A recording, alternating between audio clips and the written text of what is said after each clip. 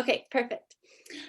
Hey guys, I'm Sarah Bibler with Rooted Book Box, and I'm super excited to do my first, hopefully there will be more, but my first author conversation with RJ Anderson, who wrote our April book, Swift. Um, it was really, really fun. It was a really, really good book, and we're just going to chat about it for a little bit. So we hope you enjoy.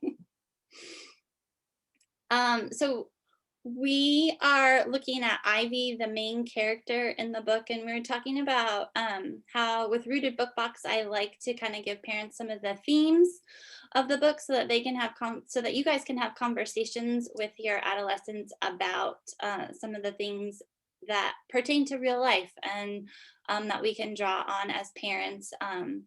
Books are a great way to have hard conversations. They're a great way to have good conversations. So we were talking about Ivy and her loyalty to her community. And we can talk about this without really spoiling anything. So Yeah, I mean, this is something that was important to me in the story because a lot of YA novels focus on the stage of adolescence where you are discovering yourself as an individual and sort of breaking away from your family and your community, which is part of growing up and not necessarily a bad thing to write about. But I think it's also important to remember that the community is important too. And so one of the things I wanted to just show in the book is Ivy's commitment to her family and her people, and for doing what she believes is right and best for them and not just for herself. And how she's willing to do that even when it costs her. And as we see in the book, it does cost her quite a bit. And that's something that goes on to be explored in the future books.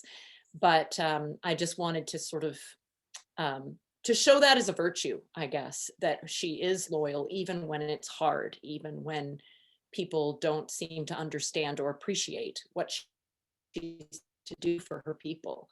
She's still committed to helping them. yes. Yes. So let's talk about yeah, you're really going to be drawn in. It's a trilogy, and the third book just came out, right? Mm-hmm. Yes. Yes. So, and the first book definitely leaves you hanging. A little bit. I tried to make each story kind of self-contained, but also draw the reader into wanting to read more to find out what might happen next. Yes, but it that isn't exactly a cliffhanger per se, but it right. certainly ends with there are things to be resolved. Yes. Yes. You want to learn more. You want to know more of the story and more of it. Yes. So let's talk let's talk a little bit, I guess, about you and your family and how you became, like, how you got on this path to writing, because you've written several books. So yeah.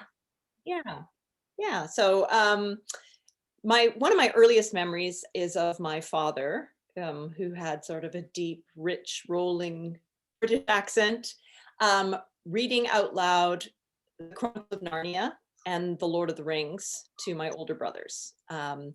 So that is something that was part of my childhood, just lying there when I was supposed to be in bed, listening under the door to him reading out loud to them. And that was sort of how I really first fell in love with fantasy stories, and particularly Christian fantasy stories, because that was what he was reading. And as I got older, every Christmas, my father would put a Christian fantasy book in my stocking. So he gave me George MacDonald's Curdy books, which I loved, and some of his other children's fantasy novels. And he gave me John White's Chronicles of Anthropos books, The Tower of Gabura and The Iron Scepter, which I loved as a kid. He gave me some Stephen Lawhead books, so he was helping me to discover more fantasy and that I would enjoy. And I really appreciated that, because he didn't actually read a lot of fantasy, and he definitely couldn't keep up with my reading. So, you know, I appreciated that he kind of provided that gateway for me into stories that I would love. And I especially loved the Narnia series, and I read them over and over. And I think it was really those books, as much as anything, that made me want to write Okay. stories of my own. Um, so I started doing that pretty early as well. I was about 8 years old when I started writing my own fantasy stories just for my own enjoyment. And then a few years later, it kind of dawned on me that it would be really neat to write stories that other people might read and that might actually make it into bookstores someday. So I started thinking pretty seriously about that, and praying about that. As a Christian young person, I felt strongly that I wanted to write for the general market, from a Christian worldview, because I had seen a lot of fantasy novels. I've seen Christian fantasy novels to start with, but then I had seen fantasy novels that were clearly promoting an anti-Christian point of view. And I thought, where are the Christians that are here to make Christianity beautiful to readers, and to show uh, the truth, filtered through a fantasy lens? And I knew there were books for the Christian market, but I felt that, you know, it was important to reach into that general public. And so that was kind of what I set out to do. And most of my books were originally published, for the general market. Um, but it's more recently that they've been reprinted by Enclave Publishing, which is a Christian science fiction and fantasy publisher, and I'm very thankful for that. Yes, we have. Jason has talked with the person at Enclave, and they have been very supportive of what we're doing too. They're a very good company. So, yeah. Mhm. Um, Yeah, I'm glad for them. yeah, yeah. Um, okay, so that's pretty early. So tell me, that's interesting to me. How old were you then when you got your first book published? Like, if you, because 8 years old is pretty young, and then you Eight said years couple old was years. pretty young. 12 years old was pretty Yeah, young to yeah, decide I wanted to be published. yeah. I finished my first novel at 19. Uh-huh. It was unpublishable.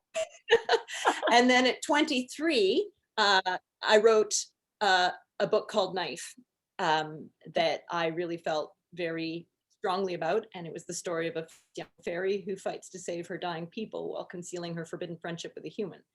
And it had a lot of themes in it that I felt deeply about and sort of wanted to share with the world. But it took me another 15 years to get that book published, Oh, because I had a lot to learn about making a book not only readable but publishable, and getting the attention of editors and agents. But that book was finally published in 2009 originally, okay.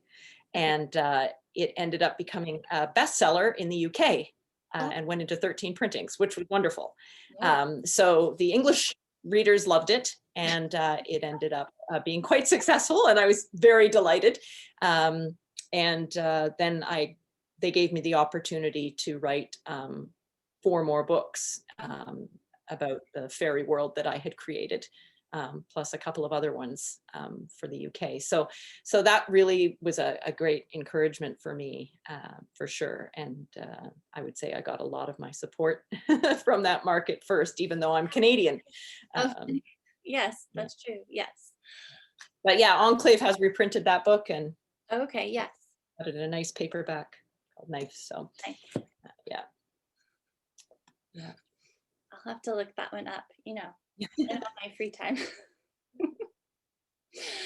Um, And you had asked me when we were chatting about my being born in Uganda, in yeah. Kampala, Uganda. And I was saying to you then, as we were just kind of chatting before the interview, that I don't remember it myself, but it was a big part of what I heard about growing up from my 3 older brothers and my parents, who had spent 3 years there as missionaries. And that ended up going into my second book, the sequel to Knife, called Rebel, which was actually shortlisted for a Christie Award, back in 2016 after Enclave republished it.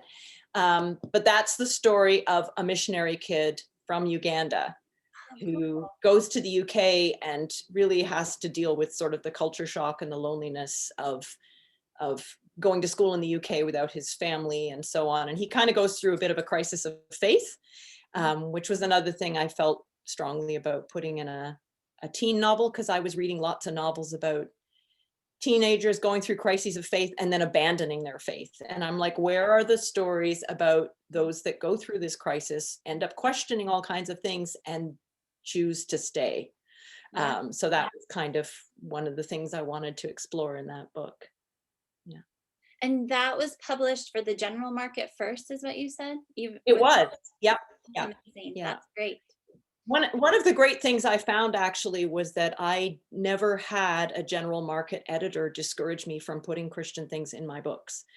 In fact, the editor of Rebel actually told me at one point, "Are they talking about God?" And I said, "Well, yes. I mean, the fairies call him the great gardener, but yes, they're talking about God." And she said, "Well, can you make that clearer?" And I'm like, okay, sure.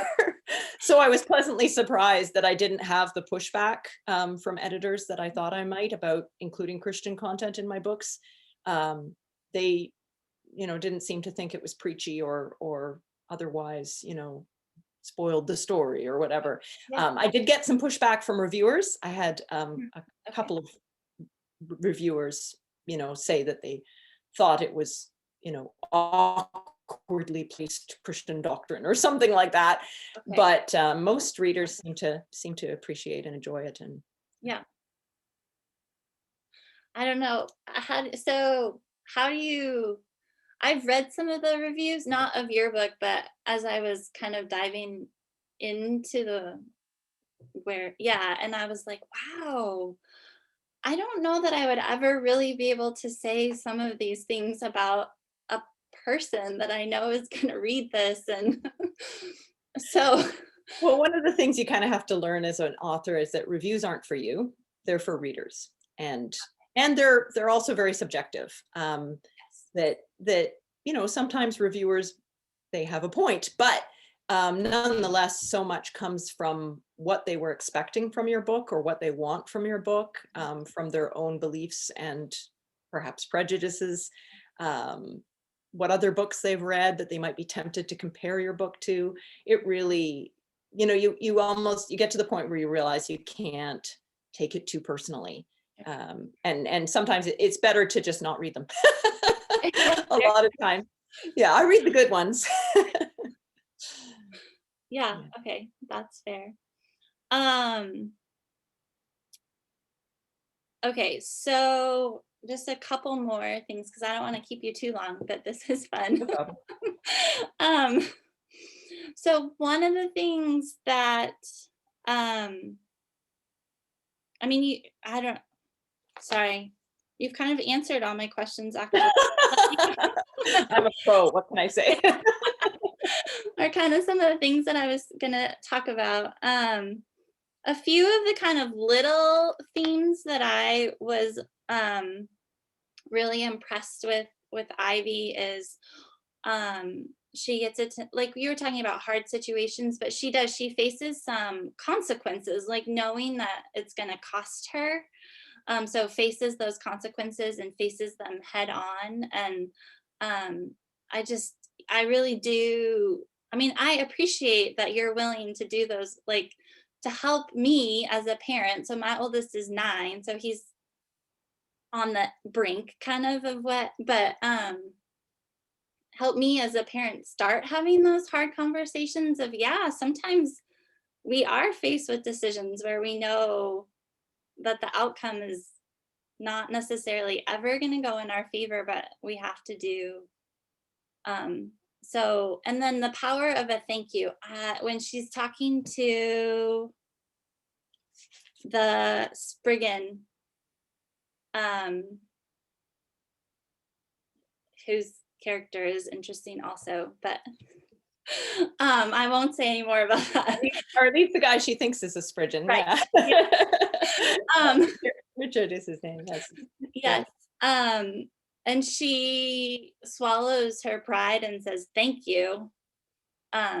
Sincere, and is sincere in that, and kind of that she is, I love her character too, that she's able to put aside prejudice, like that she just kind of, I don't know, she was really strong. So Yeah, there were a lot of things I wanted to touch on there, that the way that prejudice can be taught and ingrained and has to be confronted and unlearned, yeah. that she's been raised to believe that the Spridgeons and the fairies are the enemies of her people, the Cornish Piskies, and that they have to live in fear of these terrible enemies who are going to attack them and deceive them and trick them and hurt them and possibly even eat them if they aren't careful. And so when she starts to actually have the experience of meeting some of these different people that she's always been told to fear, she has to decide whether she's going to cling to her prejudices or whether she's going to respond to what she's actually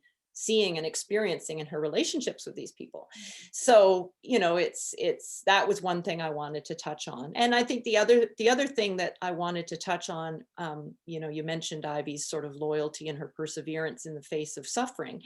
And one of the reasons she perseveres in the face of suffering is because she was born with a disability. I mean, it's a fantasy disability. She was born without wings, like all the other Pisky girls. Yes. And so, but that is something that affects her and that limits her in her ability to do what other Pisky girls can do. And it makes her an object of pity to her people. And so, one of the things that I have found with the people I know that live with chronic illness or disability is that a lot of them have to be very brave and resourceful on a daily basis just to survive, just to get things done. Um, and, you know, that is a quality that Ivy has had to learn in order to survive. And then that's something that carries her through the series, that this thing that everyone thinks is her weakness really becomes a strength for her because it's taught her, tribulation works perseverance, right? As the Bible says. So, um, Yes. Yes. Um, so you mentioned some of your other books. So mhm. we'll kind of wrap it up just because I feel like if we talk any more about the book, we're going to kind of start revealing things. But you can tell that it's a great book with a great, strong character who's faith. Yeah, I mean, it's just, yes, it is. It's really good. So so at Rooted Book Box, we're on Instagram and Facebook, and we have our webpage too. So that's where you can find us if you're interested in subscribing. And if you want more RJ Anderson, she's going to tell you where you can find her. Mhm. Yeah, I have a website at rj-anderson.com. You can also find my 3 original fairy books, Knife, Rebel, and Arrow, and the Flight and Flame trilogy, which is about Ivy, Swift, Nomad, and Torch, are all available from enclavepublishing.com. And so if you go there and you look up my name or you look up fantasy books, you will be able to find the series there and links to ebooks and paperback editions of the first 3. And right now, the first of the Flight and Flame trilogy, Swift, and the other 2 books are available in limited edition hardcover. And then in a few months, they will be available in paperback as well. Okay, perfect. Um, yes. And you Thank can also find me on Instagram at RJ Anderson Writer. Okay, RJ Anderson Writer on Yeah. Instagram. That's right. Perfect. Thank you so much for doing this. Thank you for the interview. It was Yeah. nice chatting. Yes, it was so fun. Okay,